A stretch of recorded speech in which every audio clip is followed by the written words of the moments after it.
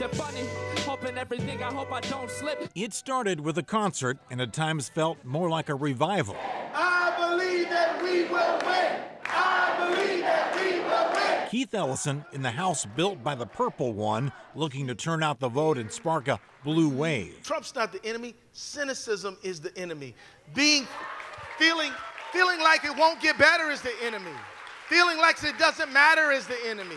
The main attraction for those who jammed into First Avenue was Vermont Senator Bernie Sanders, who won Minnesota in the 2016 primary battle and was here to support Ellison in his quest for Attorney General. He called Ellison an ally in his new revolution. It's about creating the kind of America that you and I know that we can become. That's what the political revolution is about. It was a vintage Bernie Sanders stump speech, railing against what he calls the billionaire class, and of course, blasting President Trump.